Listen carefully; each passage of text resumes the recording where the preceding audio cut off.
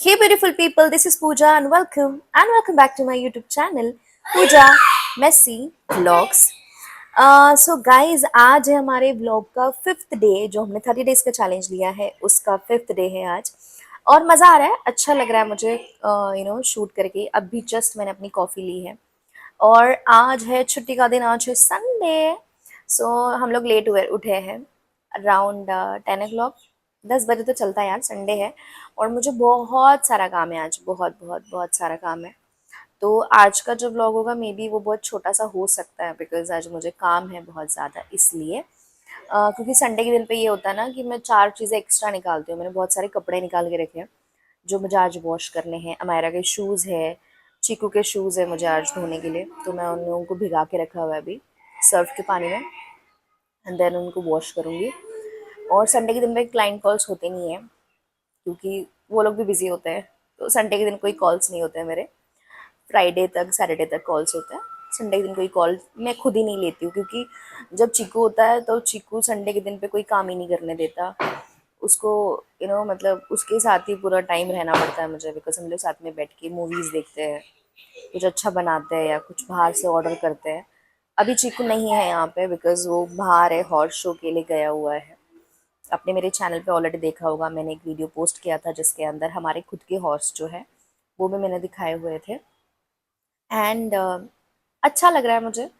मैंने कभी ऐसा सोचा नहीं था कि मैं अपनी लाइफ को इतना क्लोजली दिखाऊंगी, बिकॉज मैं मतलब मैं बहुत रिजर्व टाइप के इंसान हूँ। बहुत सारी चीज़ें, बहुत सारी बातें होती है जो मैं अपनी नहीं रिवील करती हूँ। मैं लोगों को उतना ही अपने बारे में बताती हूँ जितना मुझे लगता है कि उनके लिए जानना ज़रूरी है, या जितना मैं चाहती हूँ कि वो मुझे जाने। बाकी बहुत ज़्यादा लोगों से बातचीत नहीं होती, इंट्रोवर्ट हूँ, मुझे टाइम लगता है लोगों से बात करने में। बहुत बार ऐसा होता भी है कि मैं कई 4 लोगों में होती हूँ तो मुझे जेल होने में बहुत टाइम लगता है। मुझे समझ में नहीं आता फटाफट कि मुझे क्या बोलना चाहिए, मुझे क्या बात करनी है, मुझे नहीं इतना पता चलता। बट वही है कि मैं 2 साल से कैमरे के सामने हूँ या मैं इंस्टाग्राम पे काम कर रही हूँ, तो मैं बहुत मतलब कैमरा फोबिया नहीं है मुझे, या जजमेंट से डर नहीं लगता कौन क्या बोलेगा,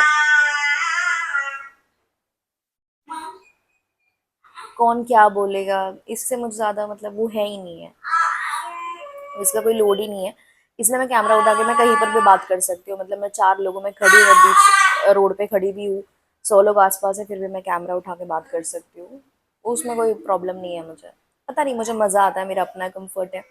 हम लोग पुणे गए थे, मैं पुणे के हम लोगों ने मैं वो बहुत सारे ब्लॉग्स तो डाल ही नहीं पाई बिकॉज वो टाइम ही नहीं मिला। और मैं शादी से भी आई, मेरे पास ऑलमोस्ट 9 ब्लॉग्स थे टोटल जो मुझे एडिट करने बाकी थे। सारे क्लिप्स मैंने ले लेके रखे थे, और फिर मैं वहाँ से आई। वहाँ से आए तो यहाँ पे मेरा ट्रांसफ़र हो गया, मतलब दूसरे घर में शिफ्ट किया मैंने। वो हो गया, उसमें टाइम चला गया। उसके बाद मैं 8-10 दिन बीमार पड़ी। मेरी बीमारी चली ऑलमोस्ट 12-13 दिन तक वो चलता रहा। फिर अमेरिका का स्कूल स्टार्ट हो गया, तो बहुत ज़्यादा टाइट हमारा शेड्यूल हो गया।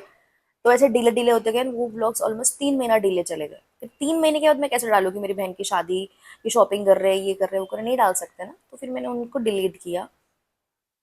तो तब ऐसा होता है कि हम पुणे सिटी के अंदर शॉपिंग वॉपिंग कर रहे हैं, सारे लोग आसपास, फिर भी मैं शूट कर रही थी। मतलब कोई वो है नहीं है। तो आप कंफर्टेबल हो तो डेफिनेटली आपका सिर्फ कॉन्फिडेंस बात करता है। बाकी तो 4 लोग क्या बोलेंगे क्या कहेंगे उससे क्या ही लेना देना, क्या ही फर्क पड़ता है। और कल क्या हुआ था ना, कल शाम को मैं आई से बात कर रही थी मेरी। तो जब मैं मेरी आई से बात कर रही थी तो ऐसे बातों बातों में मेरे नाना का जिक्र निकला। मेरे नाना भी नहीं है, हमारे साथ नहीं है अभी, वो भगवान जी के पास चले गए हैं। ओके। सो ऐसे ही बात हो रही थी मेरी आई से, और बात बात में मेरी आई रोने लग गई। मतलब एक सेंटेंस ही उसने बोला मेरे नाना के बारे में और वो रोने लग गई। तो उसने मुझे एक चीज़ बताई कि वो बोल रही थी कि जब ऐसा होता था, जब मेरे नाना थे, तो आई मेरी बताया ना फ़ोन करेंगे कि मैं आ रही हूँ ऐसा। तो मेरे नाना के घर के सामने एक लाइब्रेरी है। तो गांव में उसको बोलते हैं वाचनालय, मतलब मराठी में वाचनालय बोलते हैं। तो वो लाइब्रेरी में बहुत सारे पेपर होते हैं फ्री में, है ना, फ्री में आप गांव के लोग आ सकते हो, पढ़ सकते हो। ऐसा बुक्स है, जैसे कि हिस्ट्री की बुक्स है, या मतलब ऐसे अलग अलग बहुत सारी बुक्स है, क्योंकि मैंने देखा है इसलिए। ठीक है। तो गांव के जो बच्चे हो सकते हैं, स्कूल कॉलेज के बच्चे वहाँ आके पढ़ सकते हैं, बुक्स पढ़ते हैं, अपनी पढ़ाइयाँ करते हैं। फिर उसके बाद न्यूज़पेपर बहुत सारे हैं, तो आप न्यूज़पेपर भी पढ़ सकते हो, जो बूढ़े बुजुर्ग हैं। अब गांव में ऐसा कि बहुत सारे लोग जो है ना पढ़े लिखे नहीं होते, लेकिन कुछ लोग हैं जिनको पढ़ना आता है, तो वो आके बैठ कर पेपर वेपर पढ़ते थे। तो मेरे नाना वो लाइब्रेरी के बाहर जाके बैठते थे। ऐसा नहीं कि पेपर पढ़ रहे या कोई बुक पढ़ रहे, नहीं। वो वहाँ से रोड दिखता था, जो जिस रोड से मेरी आई आएगी। मेरे आई पापा टू व्हीलर पे आते थे।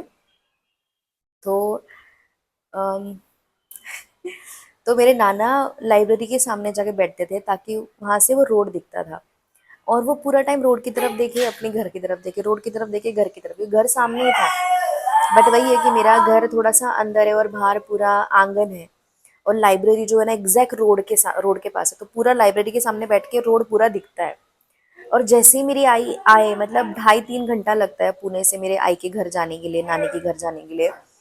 तो वही बैठे रहे, वहीं पे एक ही जगह पे, और पूरा टाइम देखते रहे।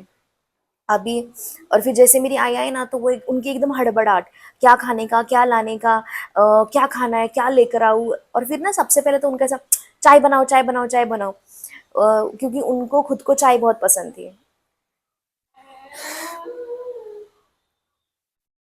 मैं चाय नहीं पीती हूँ, बट आज भी ऐसा होता है बहुत बार कि जब मैं ना, मतलब हम लोग रास्ते से जा रहे होते हैं, कभी चाय का ठेला दिखता है, या बहुत बार ऐसा होता है कि मैं खुद कॉफ़ी पीती हूँ।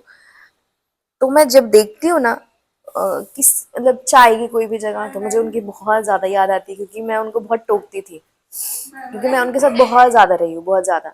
तो दिन में 4 बार तो ये बोलेंगे, ये चाय बनाओ, थोड़ा सा कुछ हो गया, चाय बनाओ। तो मैं अपनी नानी को बोलती थी कि तुम ऐसा करके रखो ना, एक पूरा मतलब पूरा मग भर के या बड़ा सा कोई पतीला भर के चाय एक साथ बना के रखो। पूरा दिन ना थोड़ा थोड़ा निकाल के वो खुद ही पी लेंगे। और वो मेरी बातों में ना ऐसा हंसते थे उनको, क्योंकि मैं अकेली थी जो उनको टोकती थी चाय पे। उनको बहुत चाय पसंद थी। मेरा मेरे नाना के साथ जो बॉन्डिंग रहा है ना, वो बहुत ज़्यादा स्पेशल रहा है, बहुत ज़्यादा। और मेरे नाना बहुत अच्छे थे, बहुत बहुत बहुत ज़्यादा अच्छे। अम,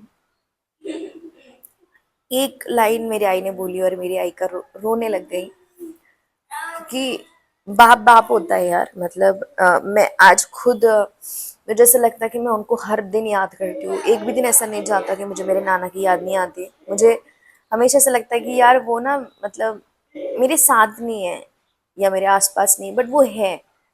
मतलब कहीं ना कहीं तो यार वो देखते हैं, क्योंकि एक होता है ना कि किसी इंसान को आप देख नहीं रहे हो, आप उसको सुन नहीं रहे हो, आपकी उससे बात नहीं हो रही, लेकिन फिर भी आप उसको हर दिन याद करते हो, छोटी छोटी चीज़ों में याद आती। कल ऐसे ही हुआ कि मैं सब बैग वैग भर रही थी, और क्योंकि मुझे क्रिसमस के कपड़े और वो सारी चीज़ें अलग अलग करके रखनी थी, बिकॉज अभी क्रिसमस आएगा, घर जाना है। तो ऐसे ही हुआ, मैंने वो सारी बैग वैग निकाली ना, तो मुझे वो टाइम याद आया मेरा, जब मैंने भाग के शादी करी। मेरे पूरे खानदान में मुझसे कोई नहीं बात करता था, मतलब मेरे बारे में कोई भी बात कर रहा था तो सिर्फ गाली दे रहे के, कुछ नहीं करते थे ये लोग। बुरा भला ही बोलते थे, क्योंकि ऑफ कोर्स भाग के शादी करी, कौन ही अच्छा बोलने वाला है। तो वैसा होता था। बट मेरे नाना नानी मेरी लाइफ में, मतलब मेरे पूरे खानदान में ऐसे लोग रहे जो मेरे लिए दौड़ के आते थे। मतलब सिर्फ इनको पता चलने की देर होती थी कि भाई मैं आ रही हूँ। और हमारे गांव में ना सब्जी मंडी भरती है फ्राइडे के दिन, हफ्ते में एक बार। तो मुझे वो सब्जी मंडी के ना लड्डू पसंद आते थे। सब्जी मंडी में ही आते थे वो लड्डू, जो कि बेसन की सेव बना के फिर उसके इतने छोटे छोटे लड्डू होते थे। और उसके अंदर शक्कर ऐसी ना कि जब तुम खाओगे तो वो शक्कर दांत में लगती थी लड्डुओं में। तो मुझे वो बहुत पसंद है, क्योंकि मैं अपने नाना नानी के साथ बहुत ज्यादा रही हूँ। तो मेरे नाना स्पेशली मेरे लिए वो लड्डू लेकर आते थे। मेरे नाना जाने के बाद मैंने सिर्फ एक बार वो लड्डू खाए। आज मेरे नाना को जाके 4-5 साल हो गए। लेकिन मैं जब भी जाती, मतलब एक साल में मैं 1 महीना 1.5 महीना जाती थी अपने घर पे। और मेरे नाना फ्राइडे का वेट करते थे कि मैं लड्डू लेके रखूंगा, दूसरे दिन निकलते थे। सैटरडे को वो आ ही गए मेरे पास। कोई मुझसे बात नहीं करता था, लेकिन मेरे नाना का मेरे लिए प्यार कम नहीं हुआ। कभी मेरे पे गुस्सा नहीं करा, कभी मुझे उन्होंने कुछ सुनाया भी नहीं कि तूने ऐसा करा, तूने वैसा करा। मैंने हमेशा ना लोगों से ये चीज़ सुनी है कि भाई किसी के जाने से ना ज़िंदगी नहीं रुकती। और सच बात है, किसी के जाने से जो है ज़िंदगी नहीं रुकती। आप थोड़े दिन रोते हो, फिर आप नॉर्मल हो जाते हो।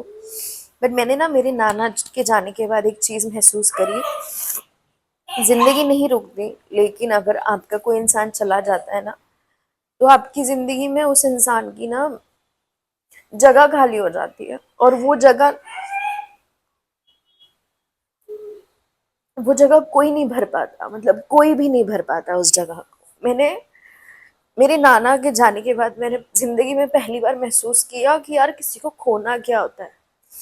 कोई चला जाता है और मतलब उसका एहसास, वो फीलिंग, वो सब कुछ खाली हो जाता है। उसकी जगह आप किसी को दे ही नहीं पाते हो।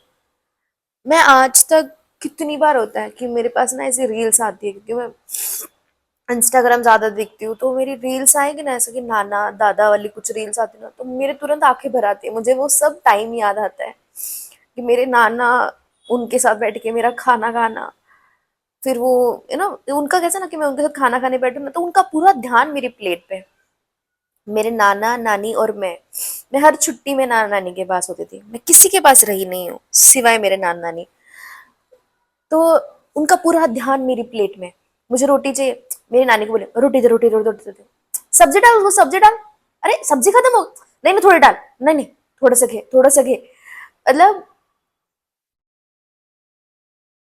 और मेरी लाइफ में ना उनके बाद कोई इंसान आया नहीं। चीकू के दादा थे, उनके में बहुत क्लोज थी। जब वो गए 2016 में गए, तब मैं बहुत रोई थी। बट वही था ना कि उनके साथ मेरा बहुत कम टाइम मैंने स्पेंड किया, लाइक 1 साल।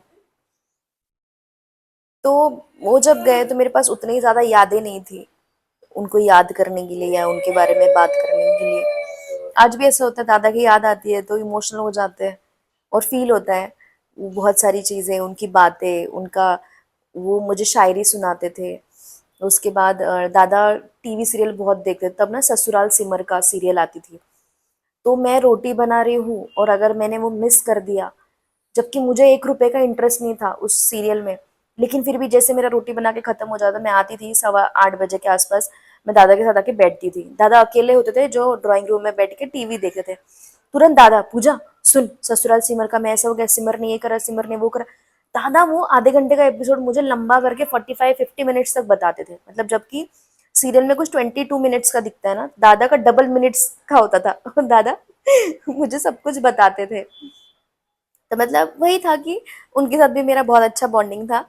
बट मेरे नाना के साथ मैंने अपना बचपन बिताया है, मैंने बहुत बहुत लंबा टाइम उनके साथ बिताया है। तो आज भी ऐसा होता है कि फील होता है, उनके बारे में बात करते हैं, उनका जिक्र भी करती हूँ तो ऐसा लगता है कि काश यार मेरे नाना होते। और ठीक है यार गाइस, अभी मुझे ऐसा लग रहा है कि मुझे बहुत ज़्यादा रोना आ रहा है क्योंकि मुझे उनकी बहुत याद आ रही है। तो चलो फटाफट अब मैं थोड़ा घर का काम कर लेती हूँ, मिलते हैं।